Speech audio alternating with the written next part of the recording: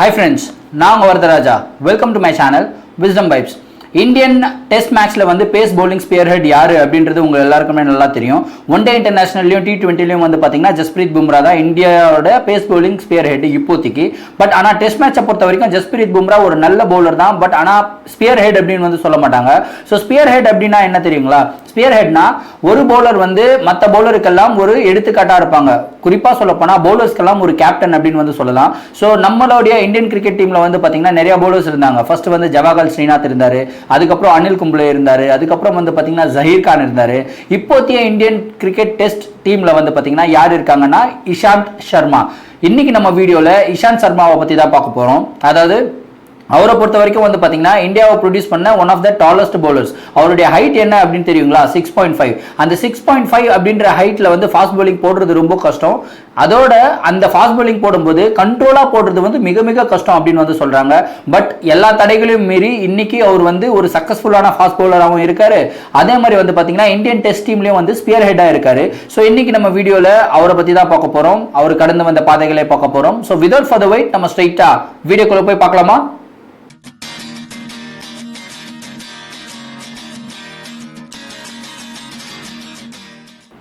So நம்ம கதையோட ஆரம்பம் எப்போ ஆரம்பிக்குது அப்படின்னு வந்து பார்த்தீங்கன்னா 2 செப்டம்பர் 1988 டெல்லி இந்தியா. அதாவது இந்தியாவில் இருக்க நியூ டெல்லியில தான் வந்து இஷாந்த் சர்மா அப்படின்ற ஒரு குழந்தை வந்து பிறக்குது. அவங்க அப்பாவோட பேர் வந்து பார்த்தீங்கன்னா விஜய் சர்மா, அவங்க அம்மாவோட பேர் வந்து கிரிஷா சர்மா. இவருக்குமே ஒரு அண்ணன் இருக்காங்க அப்படின்னு வந்து தெரிஞ்சுக்கோங்க. ஸோ சின்ன வயசுலேருந்தே இவர் வந்து நிறைய ஜம்ப் பண்ணி விளையாடுவாராம். ஸோ அந்த ஜம்ப் பண்ணி விளையாடுறதுக்கு காரணமாக இவருடைய ஹைட் வந்து அவங்களுடைய ஃபேமிலியிலே இவர் தான் ரொம்ப டாலஸ்ட் ஆகிட்டாரு. ஸோ இப்படியெல்லாம் போயிட்டு இருக்கும்போது அவருக்கு வந்து சின்ன வயசுல எந்த ஸ்கூலில் படித்தார் அப்படின்னு வந்து பார்த்தீங்கன்னா கங்கா இன்டர்நேஷனல் ஸ்கூல் அப்படின்ற ஒரு ஸ்கூல் வந்து டெல்லியில் இருக்கு. அந்த ஸ்கூல்ல தான் வந்து படிச்சாரு. பட் ஆனா இஷாந்த் சர்மாக்கு வந்து படிப்பு அப்படின்ற விஷயம் வந்து சுத்தமா ஏறவே இல்லை. அவருடைய மைண்ட் ஃபுல்லா என்ன இருந்தது அப்படின்னு வந்து பாத்தீங்கன்னா ஒரு கிரிக்கெட்டரா ஆகணும் அப்படின்ற ஒரு வெறி மட்டும் தான். ஸோ அந்த வெறியை வச்சு அவர் என்ன பண்ணாருன்னு வந்து பாத்தீங்கன்னா அங்கே அவருடைய ஸ்கூல்லே வந்து ஒரு கிரிக்கெட் அகாடமி இருந்தது. அந்த அகாடமியில் வந்து ட்ரைனிங் எடுக்க ஆரம்பித்தார். ஸோ சின்ன வயசுலேருந்தே இவருக்கு வந்து ஃபாஸ்ட் பவுலிங் அப்படின்றது வந்து ரொம்ப ரொம்ப பிடிக்குமா. குறிப்பாக வந்து நம்மளுடைய ஜவஹர்லால் ஸ்ரீநாத் போடுற பவுலிங்லாம் வந்து இவருக்கு ரொம்ப பிடிக்கும். ப்ளஸ் இந்த பிரெட்லி அந்த மாதிரி பவுலர்ஸ்லாம் போடுறதும் இவருக்கு ரொம்ப பிடிக்குமா. ஸோ அதே மாதிரி நானும் ஃபாஸ்ட் பவுலர் ஆகணும் அப்படின்னு சொல்லிட்டு இன்ஸ்பயர் ஆகிட்டு சின்ன வயசுலேருந்தே ஃபாஸ்ட் பவுலிங் வந்து ப்ராக்டிஸ் பண்ணாராம். ஸோ இவருடைய ஹைட் வந்து அவருக்கு அட்வான்டேஜாகவும் இருந்தது, அதே மாதிரி டிஸ்அட்வான்டேஜாகவும் இருந்தது. டிஸ்அட்வான்டேஜ் ஏன் அப்படின்னு வந்து சொல்கிறேன்னு வந்து பார்த்தீங்கன்னா அவர் வந்து அவ்வளோ டாலாக வந்து பவுலிங் போடும்போது என்ன பண்ணு, நீங்க மேட்ச் பார்த்திருந்தீங்கன்னா தெரியும், நிறைய வாட்டி அவருடைய பவுலிங் ஃபினிஷ் பண்ணும்போது கீழே விழுவாராம். ஏன்னா அவருடைய ஹைட்டை வந்து பேலன்ஸ் பண்றது ரொம்ப ரொம்ப கஷ்டமா ஃபாஸ்ட் பவுலிங்ல. பட் இந்த தடைகள் எல்லாம் மீறி அவர் வந்து ஃபாஸ்ட் பவுலராக தான் ஆவேன் அப்படின்னு சொல்லிட்டு சின்ன வயசுலேயே வந்து முடிவு பண்ணிட்டார். ஸோ முடிவு பண்ணிட்டு இவருக்கு வந்து படிப்பு அவ்வளோவா வரல இல்லைங்களா. ஸோ ஆனால் ஃபேமிலியில் எல்லாருமே வந்து பார்த்தீங்கன்னா நல்லா படித்தவங்க, நல்லா படிச்சுட்டு இருக்காங்க. பட் ஆனால் இஷாந்த் சர்மா வந்து ஒரு முடிவு எடுக்கிறார். 10வது முடிச்ச உடனே அவங்க அப்பா கிட்ட வந்து சொல்லிட்டாரு, இதுக்கு மேலே எனக்கு படிக்கிறதுக்கு ஒரு இன்ட்ரெஸ்ட் இல்லை, நான் வந்து ஃபுல் டைம் கிரிக்கெட்டர் தான் ஆக போகிறேன் அப்படின்னு வந்து சொல்லிட்டாரு. பட் ஆனால் அவங்க அப்பா வந்து கேட்ட ஒரே ஒரு விஷயம், இந்தியாவில் இவ்வளோ காம்படிஷன் இருக்கு, அது குறிப்பாக நியூ டெல்லியில் இவ்வளோ காம்படிஷன் இருக்கு, இவ்வளோ காம்படிஷனில் நீ படிப்பையும் விட்டுட்டு ஒரு பேக்கிங்கே இல்லாமல் எப்படி உன்னால் வாழ்க்கையில் முன்னுக்கு வர முடியும் அப்படின்ற ஒரு கேள்வி வந்து கேட்டிருக்கார். ஸோ இந்த கேள்விக்கு இஷாந்த் சர்மா என்ன சொல்லியிருக்காருன்னு வந்து பாத்தீங்கன்னா, எனக்கு என் மேல நம்பிக்கை இருக்கு, என்னுடைய திறமை மேல நம்பிக்கை இருக்கு, கண்டிப்பா நான் வந்து ஒரு பெரிய ஆள் ஆவேன் அப்படின்னு வந்து சொல்லியிருக்கார். ஸோ அவர் சொன்ன வாய் முகூர்த்தமோ என்னமோ தெரியல, அவருக்கு வந்து அதே வருஷம் அதாவது இந்தியன் அண்டர் 19 டீம்ல இருந்து ஒரு கால் வருது. 2006 and 2007ல வந்து பாத்தீங்கன்னா இந்தியன் அண்டர் 19 டீம் இங்கிலாந்துக்கும் பாகிஸ்தானுக்கும் டூர் போறாங்க. ஸோ அந்த டூர் மேட்சஸ்ல எல்லாமே வந்து இஷாந்த் சர்மா விளையாடி இருக்கார். அதுக்கப்புறம் அண்டர் 19 கிரிக்கெட் வேர்ல்ட் கப்லயும் வந்து பாத்தீங்கன்னா இஷாந்த் சர்மா, ரவீந்திர ஜடேஜா, ரோஹித் சர்மா இவங்க எல்லாருமே வந்து பாத்தீங்கன்னா ஒரே டீம்ல விளையாடி இருக்காங்க. அதுலயுமே வந்து ஒரு சூப்பர் டூப்பர் பெர்ஃபார்மன்ஸ் பண்ணியிருக்காரு.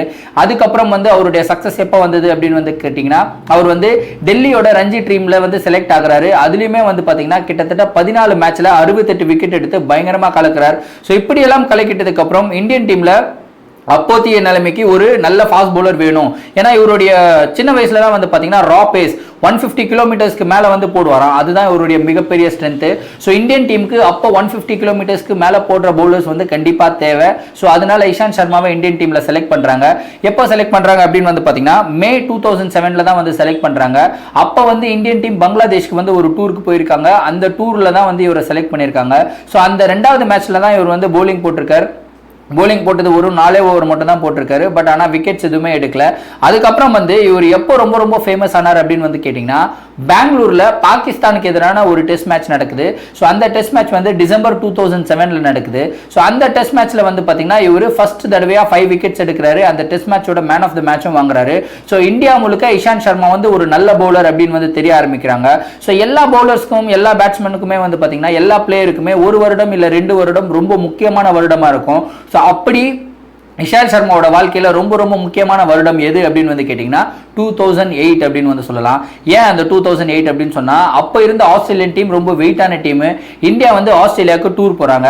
ஆஸ்திரேலியாவுக்கு டூர் போகும்போது இவருடைய போலிங்ல ஆட முடியாம ரிக்கி பாயிண்டிங் ஒரு வாட்டியும் வந்து இஷாந்த் சர்மா பால்லே அவுட் ஆயிட்டு போறான். ஈஸியா அசால்ட்டா விக்கெட் எடுத்துட்டு போறான். அப்போதைய நிலைமைக்கு எப்போ கம்பேர் பண்ணிட்டு இருந்தாங்கன்னா சச்சினா பாயிண்டிங்கா வேர்ல்டுல பெஸ்ட் பேட்ஸ்மேன் அப்படின்னு கம்பேர் பண்ணிட்டு இருந்தாங்க. எப்படி இப்போ வந்து நம்ம விராட் கோலியா இல்ல ஸ்டீவன் ஸ்மித் கம்பேர் பண்ணிட்டு இருக்கோம். சோ அந்த மாதிரி இருக்கிற காலகட்டத்தில் இவர் வந்து ரிக்கி பாயிண்டிங் ஈஸியா அவுட் ஆகணும்னு பயங்கரமா ஷைன் ஆக ஆரம்பிச்சிட்டாரு. அதே சீரீஸ்ல வந்து பாத்தீங்கன்னா ஒன் டே இன்டர்நேஷனல் சீரிஸ் நடந்தது, சிபி சீரிஸ் 2008. அந்த ஒன் டே இன்டர்நேஷனல் சீரிஸ்ல வந்து பாத்தீங்கன்னா ஒரு மேட்ச்ல கிட்டத்தட்ட 4 விக்கெட் எடுத்திருக்காரு. ஸோ இந்தியா வந்து அந்த மேட்சை ஜெயிக்கிறதுக்கும் ஒரு முக்கியமான ஒரு கருவியா இருந்திருக்காரு. பிளஸ் அவருக்கு மேன் ஆஃப் த மேட்சும் கிடைச்சிருக்கு. ஸோ 2008 அந்த மாதிரி ஒரு ஆஸ்திரேலியன் டூர் மிகப்பெரிய சக்சஸ்க்கு அப்புறம் ஆஸ்திரேலியா என்ன பண்ணாங்க, ஒரு பயங்கரமான வெஞ்சன்ஸ் வச்சுட்டு இந்தியாவுக்கு டூர் வந்து இந்தியாவை அடிக்கலாம் அப்படின்னு சொல்லிட்டு இந்தியாவுக்கு டூர் வராங்க. ஸோ இந்தியாவுக்கு டூர் வரும்போது அங்கேயும் இருந்த ஒரே தடை யாரு அப்படின்னு வந்து கேட்டீங்கன்னா இஷாந்த் சர்மா. ஏன்னா ஆஸ்திரேலியா வந்து இந்தியாவுக்கு டூர் வரும்போது அவரு அந்த சீரீஸ்ல மட்டுமே கிட்டத்தட்ட 16 டெஸ்ட் விக்கெட்ஸ் எடுத்திருக்காரு.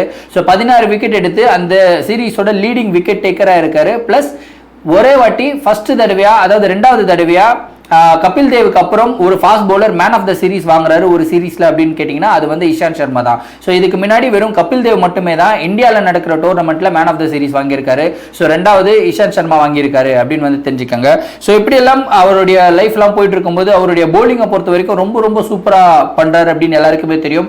பட் ஆனா இஷாந்த் சர்மாவை பொறுத்த வரைக்கும் அவர் வந்து ஒரு lower order batsman, tail ender. So பேட்டிங்லயும் வந்து பாத்தீங்கன்னா பயங்கர ரெஸ்பான்சிபிளா ஆடுவாராம். அதாவது அவர் சொன்ன விஷயம் என்னன்னா, நான் வந்து ஒரு விக்கெட் எடுக்கணும்னா எவ்வளோ கஷ்டப்பட்டு பவுலிங் போடுறேன் அப்படின்றது எனக்கு தெரியும். ஸோ நான் வந்து பேட்டிங் ஆட போகும்போது ஈஸியாக என்னோட விக்கெட்டை வந்து விட மாட்டேன். ஸோ என்னதான் டெய்லர் இருந்தாலும் எல்லாருமே வந்து அடிக்க ட்ரை பண்ணி அவுட் ஆகிட்டு போயிட்டே இருப்பாங்களாம். பட் ஆனால் இஷாந்த் சர்மா வந்து பயங்கர அவருடைய டெம்பரமெண்ட் வந்து அவ்வளோ அளவுக்கு நல்லா இருக்குமா, எவ்வளோ அளவுக்கு பவுலர்ஸை கஷ்டப்பட வைக்க முடியுமோ அவ்வளோ அளவுக்கு நான் கஷ்டப்பட வைப்பேன் அப்படின்னு சொல்லிட்டு பேட்டிங்கில் நிற்பாரு. ஸோ அதுக்கேற்ற மாதிரி அவருக்கு மிகப்பெரிய ஃபேமஸ் ஆனது ஒரு பேட்டிங் இன்னிங்ஸ்னால. அதாவது 5th அக்டோபர் 2010 அன்னைக்கு மொஹாலில ஒரு டெஸ்ட் மேட்ச் நடக்குது ஆஸ்திரேலியாக்கு எதிராக. ஸோ இந்தியா வந்து 205 ரன்ஸ் சேஸ் பண்ணிட்டு இருக்காங்க. எல்லா ட்ரபிள். இந்தியா வந்து 8 விக்கெட் போயிடுச்சு 124 ரன்னுக்கு. அடுத்த எண்ட்ல விவிஎஸ் லக்ஷ்மன் நிற்கிறாரு, இந்த எண்ட்ல இஷாந்த் சர்மா நிற்கிறாரு. ஸோ அப்போ பேட்டிங் ஆட வந்து 2 பேரும் ஒரு 81 ரன் பார்ட்னர்ஷிப் போடுறாங்க. அந்த மேட்ச்ல வந்து இஷாந்த் சர்மா 31 ரன் அடிக்கிறாரு. ஸோ 31 ரன் அடிச்சுட்டு இந்தியாவும் அந்த மேட்ச் வந்து ஜெயிக்கிறாங்க. ஸோ எல்லா பாராட்டும் விவிஎஸ் லக்ஷ்மனுக்கு வந்து கிடைச்சப்போ விவிஎஸ் லக்ஷ்மன் என்ன சொன்னார்னா, நான் வந்து இதை தனியாலா செய்யல, இஷாந்த் சர்மா அப்படின்ற ஒரு பிளேயர் வந்து என் கூட நிக்கலனா கண்டிப்பா என்னால இதை அச்சீவ் பண்ணிருக்கவே முடியாது. ஸோ எல்லா புகழும் இஷாந்த் சர்மாக்கும் போகணும் அப்படின்னு வந்து சொல்லியிருக்காரு. அதுக்கப்புறம் வந்து அவர் மிகப்பெரிய சக்சஸ் அடைஞ்சது எப்போ அப்படின்னு வந்து கேட்டீங்கன்னா 2014 இங்கிலாந்துக்கு எதிரான ஒரு டெஸ்ட் மேட்ச் வந்து லார்ட்ஸ்ல நடக்குது. ஸோ லார்ட்ஸ் அப்படின்னாவே வந்து ஒரு மிகப்பெரிய மைதானம், அதாவது மெக்கா ஆஃப் கிரிக்கெட் அப்படின்னு வந்து சொல்லுவாங்க லார்டு. ஸோ அந்த லார்ட்ஸ் கிரிக்கெட் கிரவுண்ட்ல வந்து ஒரு பயங்கரமான பெர்ஃபார்மன்ஸ் இஷாந்த் சர்மா கொடுத்தாரு. இங்கிலாந்துக்கு எதிரான ஒரு மேட்ச்ல வந்து 7 விக்கெட்ஸ் எடுக்கிறாரு, 74 ரன்ஸ் கொடுத்து. ஸோ இவ்வளோ அளவுக்கு சூப்பராக பெர்ஃபார்ம் பண்ண உடனே இந்தியன் டீமுமே வந்து முதல் தடவையா இங்கிலாண்டை லார்ட்ஸ்ல வந்து தோக்கடிக்கிறாங்க. எவ்வளோ ரன் வித்தியாசத்தில் தோக்கடிக்கிறாங்க அப்படின்னு வந்து பார்த்தீங்கன்னா 95 ரன் வித்தியாசத்தில் வந்து தோக்கடிக்கிறாங்க. ஸோ இப்படி எல்லாம் போயிட்டு இருக்கும்போது நம்மளுடைய வெஸ்ட் இண்டீஸ் டூர்லயும் வந்து பார்த்தீங்கன்னா இஷாந்த் சர்மா பயங்கரமாக கலக்கியிருக்கார். ஸோ இந்த 2019 வெஸ்ட் இண்டீஸ்ல நடந்த 2 டெஸ்ட் மேட்சஸ்ல வந்து பாத்தீங்கன்னா அவர் வந்து ஒரு ஹாஃப் செஞ்சுரியும் அடிச்சிருக்காரு. அவருடைய பேட்டிங் எபிலிட்டி பிளஸ் ஃபர்ஸ்ட் மேட்ச்லயும் வந்து பாத்தீங்கன்னா 5 விக்கெட்ஸ் எடுத்திருக்காரு. அப்புறம் செகண்ட் மேட்ச்லயும் வந்து பாத்தீங்கன்னா கிட்டத்தட்ட 4 விக்கெட் எடுத்திருக்காரு. ரொம்ப சூப்பர் டூப்பரா கலக்கிட்டு இருக்காரு. பட் ஆனா ஒரு பிரச்சனை என்னன்னு வந்து பாத்தீங்கன்னா இஷாந்த் சர்மா வந்து ஒரு ஒன் டே இன்டர்நேஷனல் பவுலரா இந்தியால பார்க்க மாட்டாங்க. மேபி அவருடைய எக்கனாமிக் லெவல் வந்து ரொம்ப ஹையா இருக்கு அப்படின்னு சொல்லிட்டு அவர் வந்து ஒன் டே இன்டர்நேஷனல் வந்து ஒதுக்கிட்டாங்க. பட் ஆனா டெஸ்ட் மேட்சை பொறுத்த வரைக்கும் இஷாந்த் சர்மா தான் கிங் அப்படின்னு சொல்லிட்டு திரும்பி வந்து ப்ரூவ் பண்ணிட்டே இருக்காரு. ஸோ இப்படியே அவருடைய ஐபிஎல் கேரியரை வந்து ஃபோக்கஸ் பண்ணோம்னா ஐபிஎல்ல வந்து நிறைய டீம்ஸ்க்கு வந்து விளையாடி இருக்கார். எந்தெந்த டீம் கேட்டீங்கன்னா கேகேஆர் வந்து ஃபர்ஸ்ட் அவருக்கு $9,50,000 வந்து எடுக்கிறாங்க. அதுக்கப்புறம் டெக்கன் சார்ஜர்ஸ்க்கு விளையாடி இருக்காரு. அதுக்கப்புறம் சன்ரைசர்ஸ் ஹைதராபாத், அதுக்கப்புறம் ரைசிங் பூனே சூப்பர் ஜெயின்ஸ், அதுக்கப்புறம் கிங்ஸ் 11 பஞ்சாப். இப்போ 2019 ஐபிஎல்ல எந்த டீமுக்காக ஆட போறார் அப்படின்னு வந்து பாத்தீங்கன்னா அவருடைய ஹோம் டீமான டெல்லி கேபிட்டல்ஸ்க்கு தான் விளையாட போறார் அப்படின்னு வந்து தெரிஞ்சுக்கோங்க. ஸோ அவருடைய என்டையர் கெரியரை நம்ம ஃபோக்கஸ் பண்ணோம்னா இது வரைக்கும் 91 டெஸ்ட் மேட்சஸ் விளையாடி இருக்காரு. அதுல வந்து 275 விக்கெட்ஸ் எடுத்திருக்காரு. அதுல 9 5 விக்கெட் ஹால்ஸும் எடுத்திருக்காரு. ஒன் டே இன்டர்நேஷனல் மேட்சஸ்ல ஃபோக்கஸ் பண்ணோம்னா 80 ஒன் டே இன்டர்நேஷனல் மேட்சஸ் விளையாடி இருக்காரு. அதுல வந்து 115 விக்கெட்ஸ் எடுத்திருக்காரு. அதே மாதிரி அவருடைய பேட்டிங் வந்து ஃபோக்கஸ் பண்ணா டெஸ்ட் மேட்சஸ்ல ஒரு ஹாஃப் செஞ்சுரி இப்போதான் அடிச்சிருக்காரு அப்படின்னு வந்து தெரிஞ்சுக்கோங்க. அப்படியே அவருடைய பர்சனல் லைஃபை வந்து ஃபோக்கஸ் பண்ணோம்னா 10th டிசம்பர் 2016 வந்து பாத்தீங்கன்னா பிரதிமா சிங் அப்படின்னு சொல்லப்படுற இந்தியன் பேஸ்கெட் பால் பிளேயரை வந்து அவர் கல்யாணம் பண்றார். ஸோ நம்ம இஷாந்த் சர்மாவோட லைஃப்ல இருந்து நான் என்ன கத்துக்கிட்டேன் அப்படின்னு வந்து கேட்டீங்கன்னா சிம்பிளா ஒரே ஒரு விஷயம் தாங்க. அவருக்கு எதுல சக்சஸ்ஃபுல் ஆகணும் அப்படின்ற ஒரு தொலைநோக்கு பார்வை அவருடைய சின்ன வயசுல இருந்திருக்கு. இதுதான் பண்ண போறேன், இது மட்டும் தான் பண்ணுவேன், நான் இதுல பெஸ்டா வருவேன் அப்படின்னு சொல்லிட்டு ஒரு நம்பிக்கையோட அந்த வேலையில வந்து ஈடுபட்டு இருக்காரு. கண்டிப்பா அதுலயுமே சக்சஸ்ஃபுல் ஆயிருக்காரு.